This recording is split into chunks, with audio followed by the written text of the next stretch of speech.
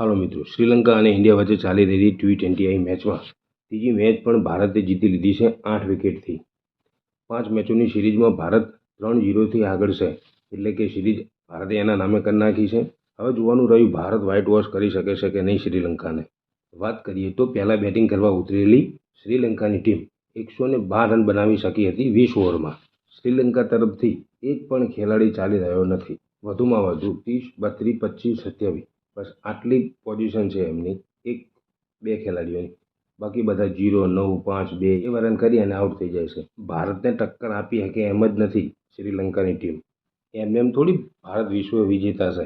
અને વાત કરીએ ભારતની બોલિંગની તો રેણુકા સિંહ 4 ઓવર નાખી છે, 21 રન આપ્યા છે, 4 વિકેટ લીધી છે અને 1 મેડલ નાખી છે। અને Deepti Sharma 4 over 18 run 3 wicket, બીજી કોઈને વિકેટ મળી નથી। જોકે બધાની બોલિંગ તો સારી જ હતી, પણ વિકેટ આજ કોઈને મળી નથી બીજાને, કારણ કે રેણુકાએ કોઈનો વારો જવા દીધો નથી।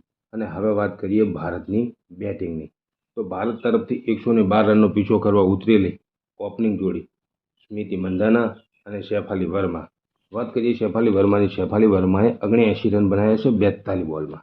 એક મેચ એની ખરાબ રહી હતી પહેલી, બાકી 2 મેચોમાં, આગલી મેચમાં 69 હતા, આ મેચમાં 79। આગલી 2 મેચોમાં શતક પાક્કું છે જો ભારતની બેટિંગ પહેલી આવી ગઈ તો, કારણ કે શ્રીલંકાવાળા એટલા રન જ બનાવતા નથી કે સૈફ અલી વર્મા શતક બનાવી શકે। સ્મૃતિ મંધાના પણ ચાલી રહ્યા નથી, આજે પણ 1 જ રન બનાવ્યો છે 6 બોલમાં। જેમીએ 9 રન બનાવ્યા છે અને હરમનદીદીએ 21 રનનું યોગદાન આપ્યું છે। નોટ આઉટ સૈફ અલી વર્મા અને હરમનદીદી।